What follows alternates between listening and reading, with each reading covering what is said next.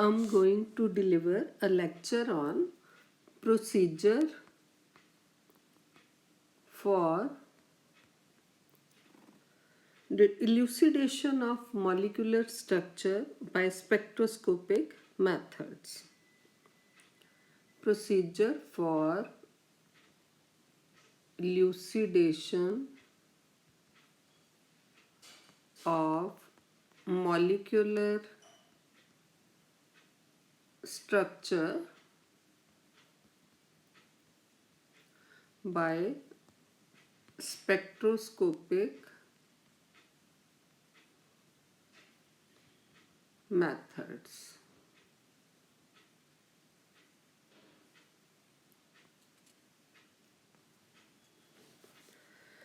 The sequence of steps may be assumed as a model for structure elucidation of an organic compound.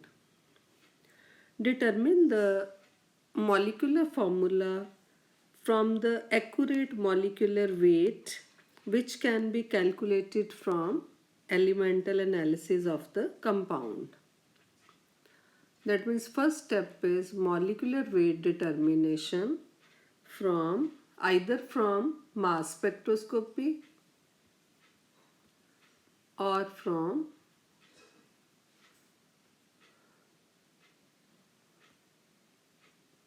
elemental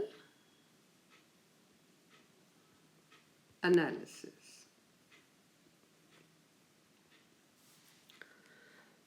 Because if accurate molecular weight is not known, several formulae will have to be considered. So first step is calculation of molecular formula by these two different methods. Second step is calculation of DBE. DBE is double bond equivalents. So second step is to calculate the number of double bond equivalents from molecular formula using this equation. DBE is 0.5 2N4 plus N3 minus N1 plus 2, where N4, N3 and N1 are the number of tetravalent, trivalent and monovalent atoms present. Number 3 point is note carefully all the parameters obtainable from different types of spectra. The most easy to examine is IR, infrared spectrum, from which the position of absorption bands, where frequency is given in centimeter inverse and their approximate intensity can be obtained directly. So third step is examination of infrared spectrum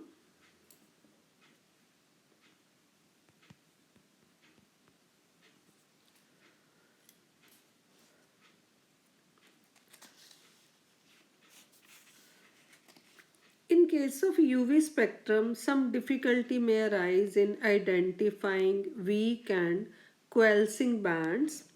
The value of chemical shift and coupling constants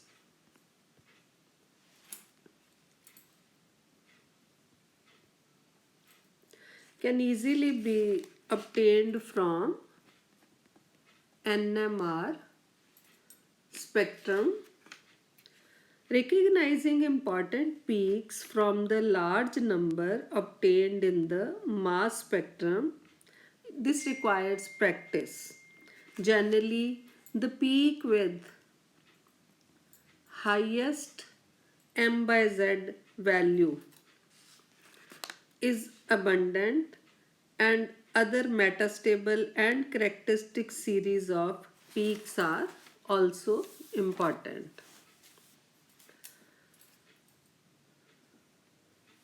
Now, if we examine the infrared spectrum of the compound to determine the nature of functional groups and to deduce whether the compound is saturated, that means containing all single bonds, unsaturated, compound containing double or triple bond, aromatic, or a composite of these, NMR and UV spectra may also be used for their confirmation. Now, what does NMR reveals?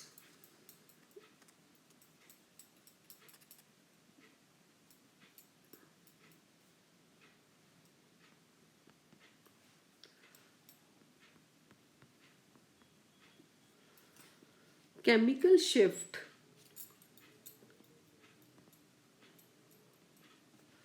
will reveal the chemical environment of the protons present and the spin multiplicity. The relationship of neighboring protons.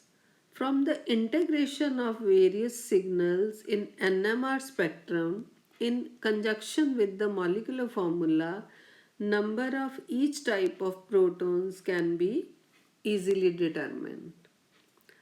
Expand the part structures obtained from infrared.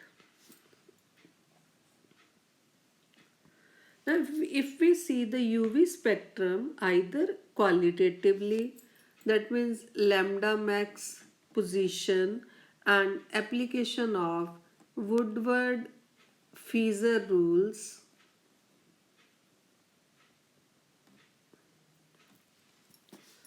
or quantitatively with lambda max and extinction coefficient.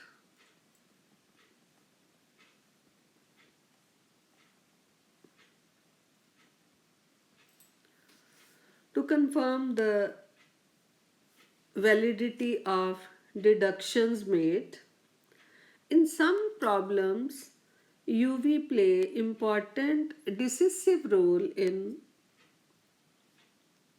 distinguishing between isomeric structures. Now, if we talk of mass spectrum fragmentation pattern is very useful when the type of compound is known. Attempts to determine the modes of fragmentation using known processes. Recognition of fragment ions will confirm earlier predictions. And last but not the least, attempt to assemble all the extracted information.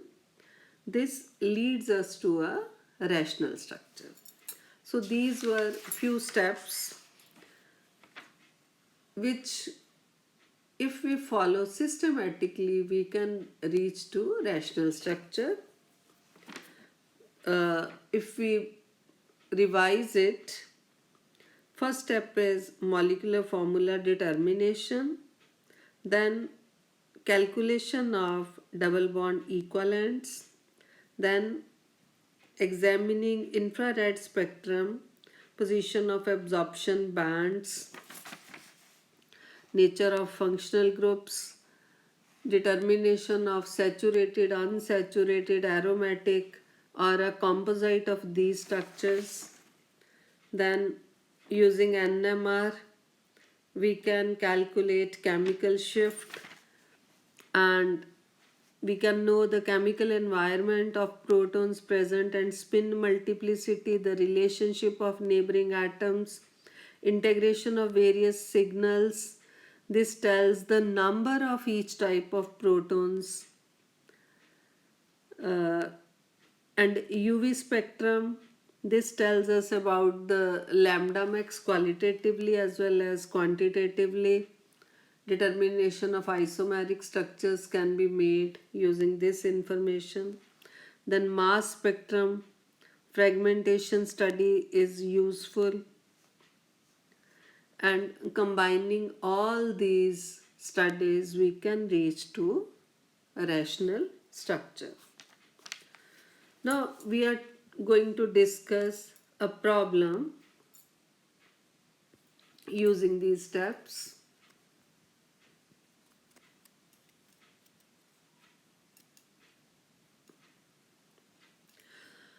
We are given an organic compound. We are given an organic compound whose molecular formula is C9H10O2. It shows the following spectral data. IR, it shows a band at 1745 centimeter inverse and it is a sharp band. Then at 1225 centimeter inverse.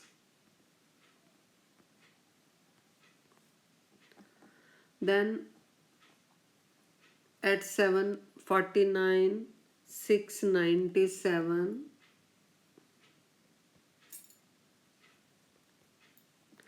In UV, lambda max we obtain at 268, 264, 262 and 257 nanometers. And in proton NMR,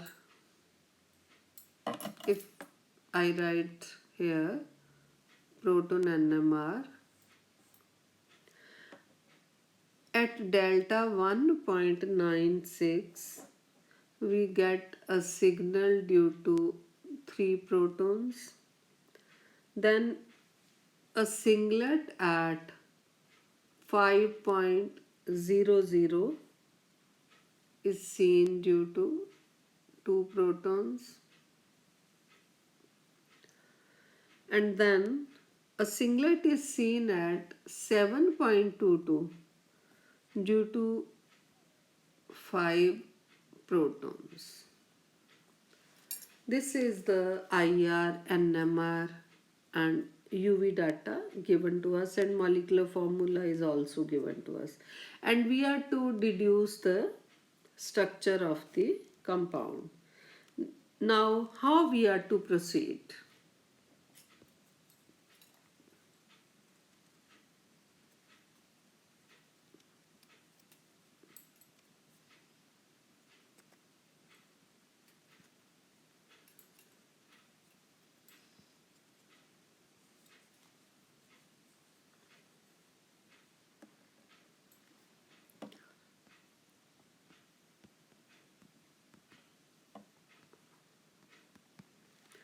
The absorption in IR, absorption at 1745 centimeter inverse, this suggests the presence of ester group. The broad band at 1225 centimeter inverse, this is due to CO, C stretching, which is characteristic of an acetate. Absorption at 749 and 697 centimeter inverse. This indicate monosubstituted aromatic or benzene ring. Monosubstituted benzene ring. This gives these two bands. Now, the value of lambda max, it clearly shows that carbonyl group is not conjugated. This is not in conjugation.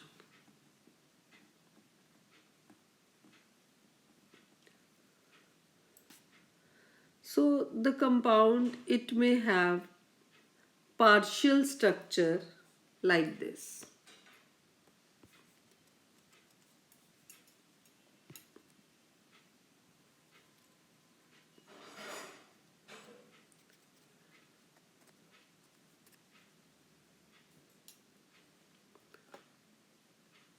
that this part, this may be present, this may be present.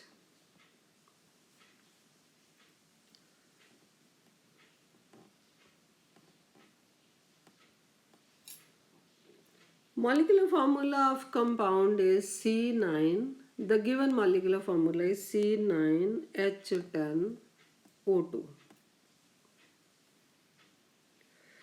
Remaining group which is to be accounted for is remaining is CH2.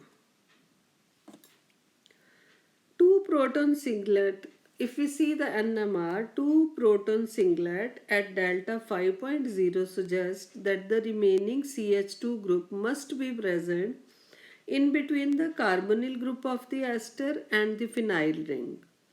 So, the structure of the compound will be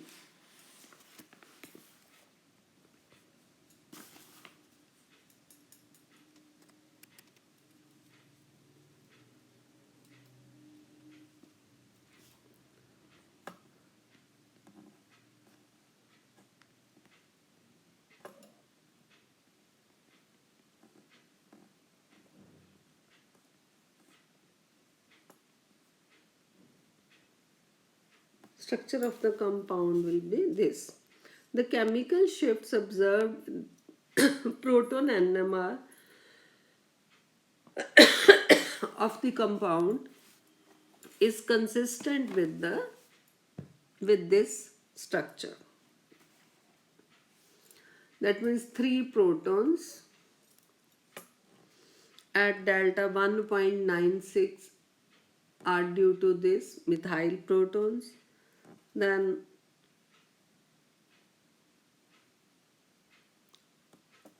CH2, these two protons, these appear at delta 5 because these protons are between carbonyl group of the ester and the phenyl ring.